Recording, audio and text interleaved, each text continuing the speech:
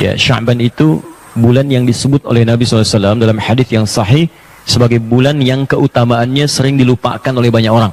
Ya, syahrun yaghfulu anhu nasun, ya, atau syahrun yaghfulu nasu anhu katsir. Jadi banyak orang yang lupa akan keistimewaan di bulan Sya'ban ini karena mereka sering kali beribadah meningkat di bulan Rajab. Banyak orang-orang meningkatkan ibadah. Ya, ada yang banyak puasa sunnah, ada yang banyak baca Quran. Sedangkan bulan ke-9, ini 9 kan Ramadan. Ya. Jadi 7-nya Rajab, 9 Ramadan. Ramadan lebih meningkat lagi. Banyak orang ibadah, banyak orang salat sunnah, banyak orang baca Quran. Karena 7 dengan 9-nya banyak orang mengistimewakan, 8-nya lupa. Ya, lupa. Banyak orang tidak meningkatkan amalan. Maka itu Nabi menyebutnya bulan Sya'ban sebagai bulan yang banyak sekali dilupakan oleh banyak orang akan keistimewaan-keistimewaannya. Ya, di antara keistimewaannya adalah, kata Nabi, di bulan ini khusus amalan-amalan kita disampaikan, ditampilkan kepada Allah Subhanahu wa taala. Ahibati fillah, ada satu masalah yang perlu diingatkan, masalah malam nisfu Sya'ban. Kalau tadi kita menyebutkan hadis yang berkaitan dengan malam nisfu Sya'ban, di mana Allah Azza wa Jalla memandang kepada hamba-hambanya, lalu mengampuni buat orang-orang yang beriman untuk seluruh umat manusia kecuali 2 orang, yaitu orang yang melakukan kesyirikan, yang kedua orang yang menyimpan dendam. Itu orang tidak diampuni. Akan tetapi tidak ada amalan khusus di malam nisfu Sya'ban. Nggak ada. Tapi Ustaz, kita biasanya ada perayaan nisfu Sya'ban. Ya, kita lihatlah. Rasulullah SAW itu selama 10 tahun di kota Madinah, beliau tidak pernah merayakan malam nisfu Sya'ban.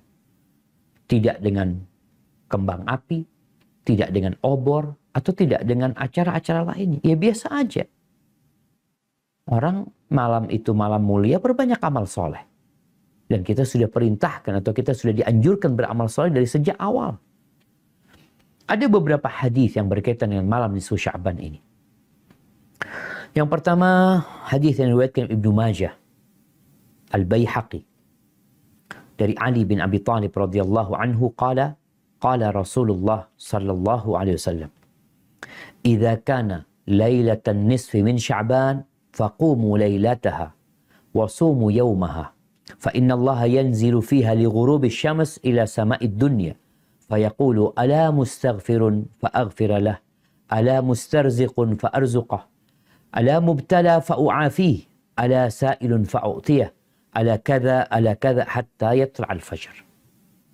Disebutkan apabila masuk malam nisfu Sya'ban, maka kalian hidupkan malamnya, sholat malam di malam itu, dan puasa di harinya. Kalau puasa tanggal 15, jelas kita dianjurkan puasa 13, 14, 15. Tapi ini secara khusus, bangun di malam harinya, puasa di siang harinya. Kenapa? Karena sesungguhnya Allah turun pada malam itu.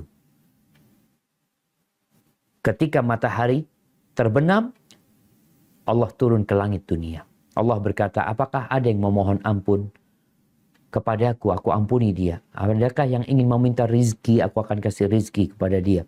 Adakah orang yang sedang kena bala, aku akan sembuhkan dia dari balanya.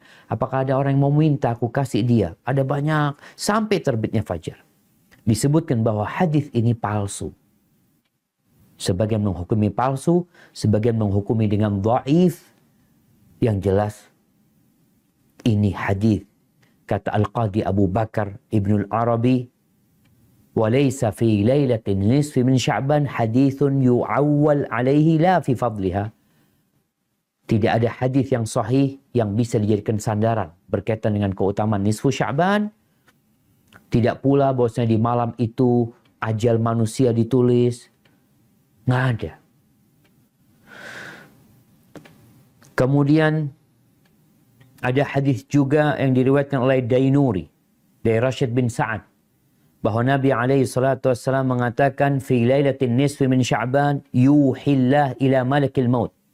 Pada malam nisfu Sya'ban, Allah mewahyukan kepada malaikat pencabut nyawa, biqabdi kulli nafsin yuridu qabdaha fi tilka sana.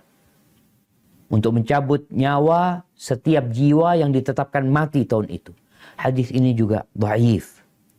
Kemudian ada hadis diriwayatkan oleh Ibnu Jarir At-Tabari bahwa Nabi SAW mengatakan tuqta'ul ajal min Sya'ban ila Sya'ban hatta inna rajula la yankih wa yulad lahu wa qad ukhrija ismuhu fil mauta. Pada malam Sya'ban itu ditetapkan ajalnya orang itu. Sampai seorang itu dikatakan kapan dia akan nikah, kapan dia akan melahirkan, dan dia sudah dicatat dia mati juga. Itu semua sudah tercatat. Ahibati fillah, semua itu dhaif. Karena malam nisfu Sya'ban bukan malam Lailatul Qadar. Terkadang kita melihat umat manusia ini peduli dengan sebuah acara, peringatan, kegiatan yang hadisnya dhaif. Bahkan sebagian mengatakan palsu. Dengan Lailatul Qadar nggak peduli. Ada apa sebenarnya? Yang sahih diremehkan, yang dhaif diagungkan.